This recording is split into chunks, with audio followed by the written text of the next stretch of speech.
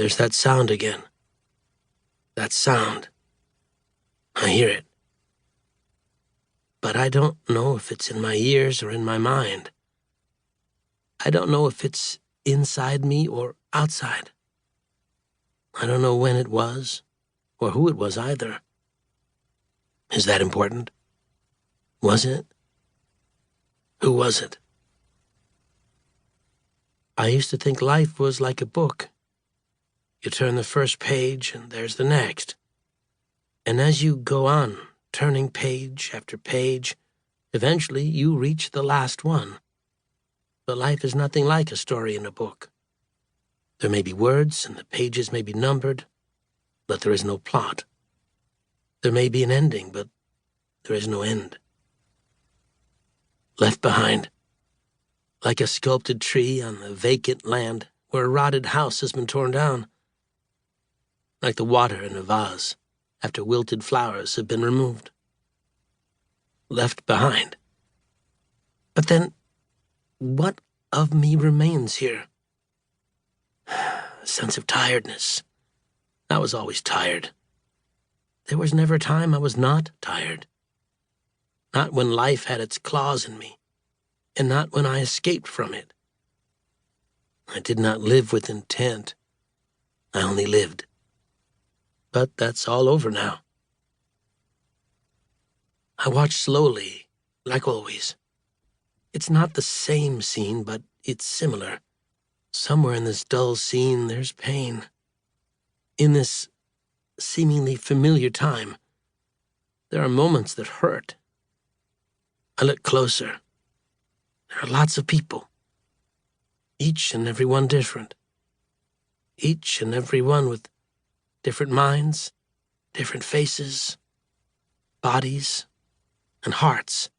I know that, of course. But seen from a distance, they all look just the same, or similar. Each and every face looks like nothing so much as a small pool of water. I'm watching for myself on the day I first set foot on the platform at Ueno Station, in the throng of people waiting for the Yamanote Line inner loop train to arrive. I used to look at my appearance reflected in mirrors, glass panes and pictures, and I had no confidence in myself. I do not think I was especially ugly, but I never had the kind of looks that would have attracted anyone's attention. My reticence and incompetence troubled me more than my appearance. The worst of all was how unlucky I was. I had no luck.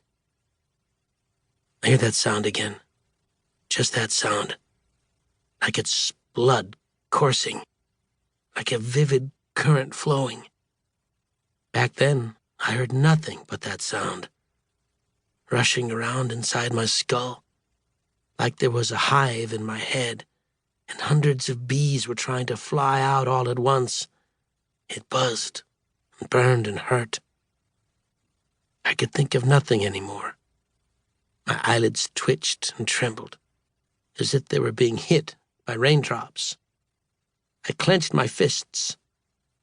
All the muscles in my body tensed. It ripped me to shreds, but the sound wouldn't die. I couldn't catch it and trap it, or lead it far from me. I couldn't close my ears to it, and I couldn't get away. Ever since then, that sound has lived with me. Lived? The train now approaching Platform 2 is for Ikebukuro and Shinjuku. For your safety, please stand behind the yellow line. If you go out the ticket gates at Ueno Station's park exit and look over the road to the grove of ginkgo trees, you'll always see homeless people there.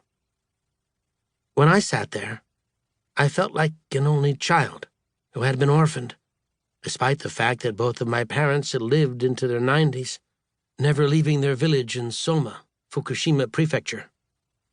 And following my own birth in 1933, my parents had 4 daughters and 3 sons: Haruko, Fukiko, Hideo, Naoko, Michiko, Katsuo, and Masao. The 14 years between Masao and me made him more like my child than my brother.